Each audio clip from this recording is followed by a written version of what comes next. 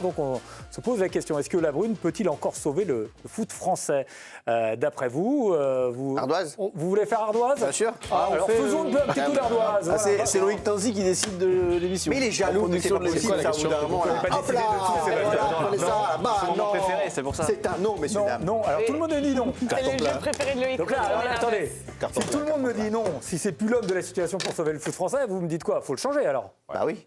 Ah oui, d'accord. Mais ça suffira pas.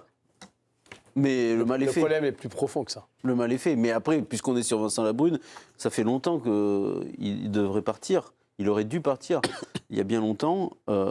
C'est comme ça. Encore une fois, c'est un illusionniste de génie. Et il a réussi à endormir tout le monde. Mais les faits sont têtus et son bilan est catastrophique. Donc, il a beau rappeler, parce qu'il l'a encore fait là, récemment, hier ou avant-hier, mais il a bien précisé que c'était depuis 2019 qu'il y avait des problèmes. Ben, non, on l'a vu dans le travail réalisé par Jérémy, que c'est beaucoup plus complexe que cela et qu'il a une grande part de responsabilité. Mais moi, ce qui m'inquiète le plus, en fait, c'est l'attitude. C'est-à-dire qu'il n'y a aucune remise en cause. C'est-à-dire qu'au bout d'un moment, on commet tous des erreurs. Mais à un moment, tu te remets en cause. Qu'est-ce que j'ai bien fait? Qu'est-ce que j'ai mal fait? Là, il n'y a aucune remise en question. Donc quand il n'y a aucune remise en question, ça ne peut pas marcher. Et là, il faut quand même se rappeler ce qui se passe avec l'actuel diffuseur. C'est pas innocent, ça n'arrive pas par hasard non plus. C'est-à-dire qu'on les a traités avec mépris avant de les prendre. C'est-à-dire qu'il rappelle qu'ils voulaient un seul diffuseur. Mais DAZN voulait être ce diffuseur. DAZN avait proposé 500 millions d'euros. Pour tout. 623, c'était marqué ce matin dans l'équipe. Pour toute la Ligue 1. Donc la somme qu'on a au final, et ils ont été traités avec mépris. Parce que Vincent Labrune était persuadé que beIN Sport allait donner davantage. Et ça, c'est une erreur quand même considérable, et il est comptable de cette erreur. Et ça, il ne l'accepte pas non plus. Donc je ne vois pas où est l'issue. Mais après, ce sera compliqué quand même s'il n'est plus là. Il y a danger, tout à l'heure, vous le disiez, hein, Djibril. Donc quand il y a danger, là, vous pensez que Vincent Labrune doit partir de manière urgente, en fait, aujourd'hui? Après, je ne suis pas spécialiste de l'économie. Moi, je suis plus terrain. Et bien sûr, mais vous sentez, là, le football, mais ce que j'entends, que tout le monde est à peu près unanime pour dire qu'il fait pas du bon boulot. Les alliés qu'il avait en tant que président de club commencent à retourner leur veste. Ça sent pas très bon. Donc après, il y a un moment donné, vaut mieux pour lui de limiter la casse et de partir. Mais après, ça ne veut pas dire qu'en prenant quelqu'un de nouveau, tout par magie, tout va s'arranger. Le mal est déjà fait, mais c'est vrai que... Et les présidents de club sont responsables, quand même, parce qu'on en parle rarement. Ils sont responsables de la situation, c'est eux qui décident quand même. Mais là, ce serait long, il faudrait 3 heures. Le positionnement de Nasser Al-Khelaifi interpelle également énormément. On fera un pourquoi, si vous voulez bien, sur le positionnement de Nasser. Je le regarde. Mais il y a d'autres choses qui interpellent. Moi, la question que je me pose, parce que en effet, c'est lui qui est responsable, mais c'est lui qui connaît le mieux le dossier, Loïc. Pourquoi? C'est lui qui est au cœur du dossier depuis 2-3 ans. Là, il a les mains dedans depuis un bon moment. Donc c'est lui qui fait n'importe quoi, oui, exactement. Mais si on prend que les dernières semaines, il y a quand même un diffuseur qui est là, qui a payé quand même beaucoup d'argent pour avoir le foot français, qui envoie des courriers à la Ligue ne répond même pas au diffuseur. C'est pour ça que le diffuseur prend la décision d'ailleurs de garder un peu d'argent et de dire attendez, on va mettre un coup de pression parce qu'on envoie des courriers à la Ligue en disant ça va pas, on n'a pas de réponse. Donc le diffuseur prend un peu d'argent et tout ça, le président de la Ligue, il n'avertit personne. Il ne dit pas au président de club attention, voilà ce qui est en train de se passer, on va avoir un problème dans les prochaines semaines, il faut se préparer. Il attend tout sur la place publique pour avertir, pour faire un conseil d'administration avec les présidents de club. Et il faudrait avoir des preuves de tout ça. Mais comment expliquer aussi que sur le marché des transferts, il y a des clubs qui ont autant vendu au mois de janvier, comme s'ils savaient déjà ce qui allait se passer dans les prochaines semaines. On a l'impression quand même, moi qui fais du mercato, quand je vois ce qui s'est passé sur le marché des transferts au mois de janvier, on a quand même l'impression qu'il y a des gens, des présidents de clubs qui étaient au courant. Donc pourquoi certains étaient peut-être au courant de ce qui est en train de se passer avec DAZN, parce que maintenant on sait que ça date de plusieurs semaines, et pourquoi d'autres petits clubs peut-être n'étaient pas au courant et n'auraient pas pu vendre aussi plus de joueurs au mercato de janvier. Oui, Lens d'ailleurs, le président Joseph Ougourlian, il avait quitté le conseil d'administration, c'était pas forcément anodin, il savait, il a beaucoup vendu cet hiver. Il y a aussi autre chose qui fragilise Vincent Labrune, c'est le rapport de force qui change entre diffuseur et LFP. C'est Pierre Maes, le spécialiste des droits TV, qui nous l'explique. Le rapport de force a bougé. Avant, le rapport de force, il était intégralement au bénéfice des ligues et des clubs. il leur suffisait de jeter les droits sur le marché pour que les chaînes s'entretuent à coups de gros chèques pour les acquérir. C'est fini.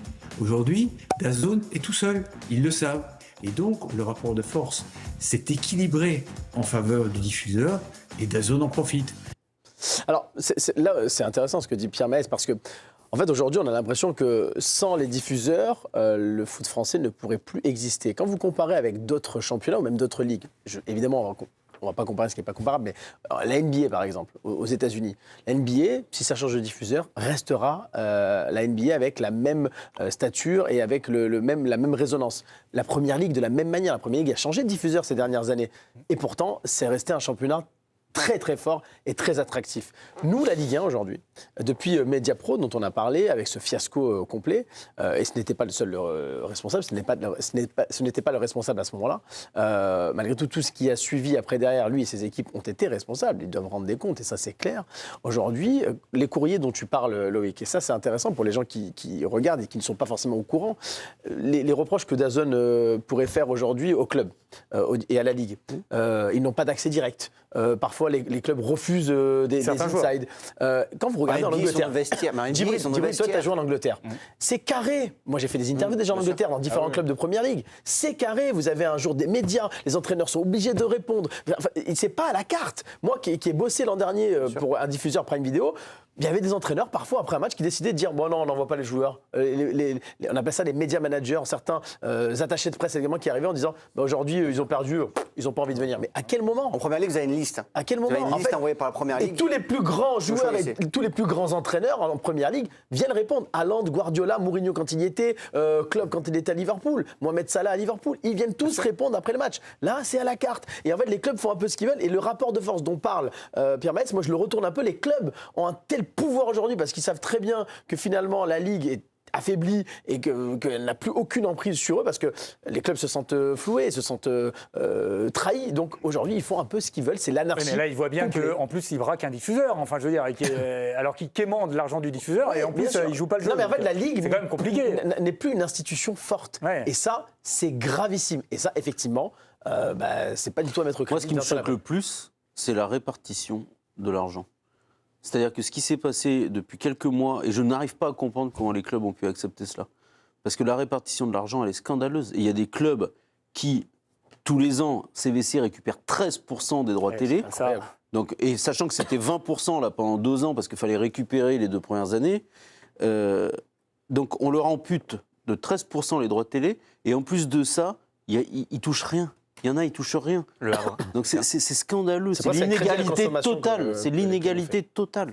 Il y a eu des réactions, hein, d'ailleurs, aujourd'hui en Ligue 1, Camille. Oui, ça commence. Les acteurs du football français, à commencer par Paulo Fonseca, qui s'est exprimé aujourd'hui en conférence de presse et qui dit « On ne met pas assez en valeur le produit ». Pour moi, c'est assez étrange, la situation avec DAZN. Le football est un produit et la France a l'un des meilleurs produits au monde. Les droits TV devraient être grands. On ne valorise pas bien le produit. On a de beaux stades, beaucoup de supporters, de bons joueurs. On a vendu le plus de joueurs au mercato. C'est difficile à comprendre. Le spectacle aussi, c'est difficile à comprendre. On doit le valoriser mieux et avoir conscience qu'on doit bien vendre le produit. Donc lui, voilà.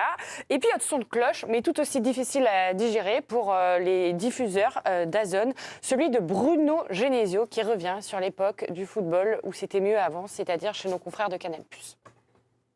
Si je veux juste vous donner mon sentiment personnel, le seul regret que j'ai, mais encore une fois, je suis très loin de tout ça, je me concentre sur le travail du terrain et de mon travail d'entraîneur, mais je trouve que pour moi, l'erreur qui a été faite au départ, c'est de casser la relation avec Canal+. Voilà. Sans faire de campagne publicitaire pour les uns ou les autres, mais pour moi, le foot, c'était Canal+. Voilà. Les premiers matchs, ça a été Canal+, avec Charles Bietri, Michel Denisot aux commentaires. Ils ont révolutionné la retransmission du football grâce à plein de choses que d'autres n'avaient jamais fait. Aujourd'hui, quand je regarde la Formule 1, que je regarde le rugby, j'ai envie de regarder les matchs sur Canal. Voilà. Ça vous met hors de vous, la déclaration de Bruno Genesio? Attention, c'est pas contre Canal+ du tout. Mais, non, mais un entraîneur aujourd'hui, il y a un diffuseur qui paye, donc qui paye une partie de son salaire. Hein. Ouais. Donc il y a quasiment 60% du salaire de Genesio qui est payé par le diffuseur.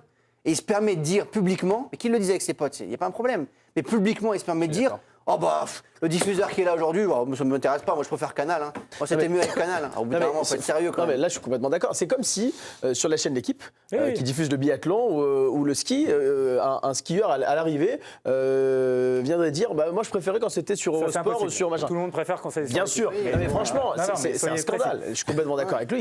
Et pourtant, j'ai bossé là-bas. Mais c'est un scandale de dire ça. C'est-à-dire que vous ne vous respectez même pas le diffuseur actuel de la Ligue 1. Où t'as pas bossé en fait exactement parce que je mais comprends c'est pas. une grande carrière. Juste, je termine, mais qui, parce qu'on a parlé de la situation de Vincent Labrune, mais on a bien compris, c'était plus l'homme de la situation, il fallait quelqu'un de nouveau, mais est-ce que vous avez un nom en tête? On peut faire un petit jeu, mais qui pour remplacer? Qui pour sauver le foot français aujourd'hui?